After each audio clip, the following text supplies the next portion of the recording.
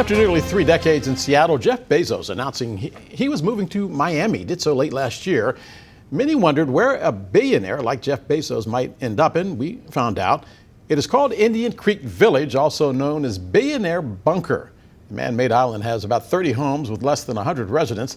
The exclusive neighborhood is also home to former first daughter Ivanka Trump and 7-time Super Bowl champ Tom Brady. So what is it like to live amongst the billionaires? Sam DiBianchi Laviola is the president and realtor at DiBianchi Real Estate. Sam, what is it like as one of the women cast on Bravo's $1 Million Listing Miami series? What is it like to try and sell a home to the ultra rich and famous?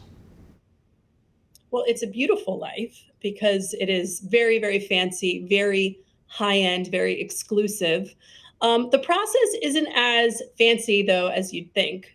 First and foremost, I actually work with a lot of athletes.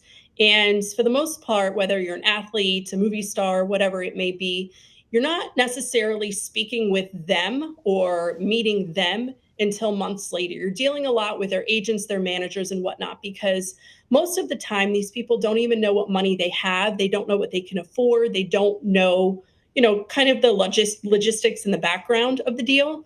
And the managers and the agents do. So I start with them and we kind of figure out, okay, identify different neighborhoods, identify what's important, and then we go from there. What's the average price of a home in the Billionaire Bunker? I mean, you're looking at tens of millions of dollars. It's just the numbers have, especially obviously in the past few years, as we have more and more people from different states, not just celebrities, but just very high net worth people that are coming here, moving down. Obviously, we don't have any state income tax. So that's also very attractive. And I have to say that there's a lot of real estate that's not necessarily 10, 20, 30, 50, $100 million. There's plenty of homes for $1 million, even less than $1 million, that are just as beautiful here in South Florida as well. I have a friend that sells McLaurin cars, and he says, I only have to sell one a year in order to make his salary. What's the commission like in a house like that? I mean, you don't have to tell me all of the information, but just tell me how many zeros there might be.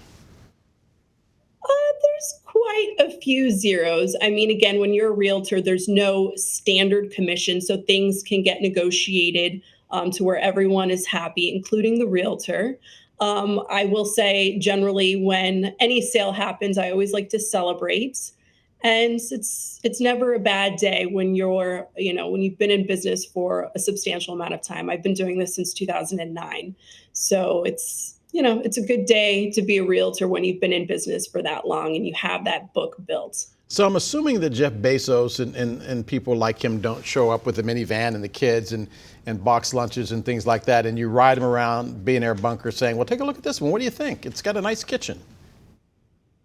Well, everything's different. I mean, I have had some people where I will take them around. Again, most of the time it's with names. I never name drop. Just whisper it in my ear and nobody will hear us. Again, I've given you some hints. I've said I work mostly with athletes than movie stars. So, I can at least hint towards that. And I will say, someone had asked, do a lot of them build versus just buy resales? And I honestly, especially with athletes, they're generally not building because they can change their location a lot of times at the drop of a hat. So, a lot of them are doing that. And then a lot of them in the beginning, they're also renting because they're unsure of where they want to be. So they first want to rent. They want to get to know the areas. They also want to look at schools for, their children. Security is, I would say, number one of importance. Then I would say, there's so many other amenities. Closets are a huge thing. Entertainment spaces, inside and outside. So having the gym, having the ability to have, outside a basketball court, pickleball court, soccer fields, you name it. I've seen it all. And they also just want to have the ability to do more. So maybe it doesn't have it right now, but at least have that potential to grow, whether it's on the inside of the house or the outside. Movie theaters, wine cellars, saunas, steam rooms. Sam, it's a magical, magical way to live. do the filthy rich and famous have house envy? In other words, if Jeff Bezos moves in and he thinks he's got the house that's the cat's meow, which is a very old phrase, but he looks over and he sees Tom Brady's house and he says, wow, does he then just decide to tear it down and start all over again? I I mean, look, it depends on the property. What a big trend is just buying up adjacent properties and growing your property line. And you're seeing that whether it's in Miami, California, wherever it may be, for a variety of reasons, whether they actually want the property, they want family to live there, they just want to have it to have it. They want to knock that property down and have more land. So, you're seeing a lot of the very ultra high net worth people do that. That is a big trend Sam to say, hey, DiBianchi, Laviola. this house is a multi-million dollar house. I'm going to buy it and I'm just going to knock it down and use it just to have an open field. Hey, that's how we roll. I mean, well, I'm saying that's how they roll. Good luck. Yeah, I don't know. Sam DiBianchi, Laviola, thanks for being with us tonight. Thanks for having me. You got it.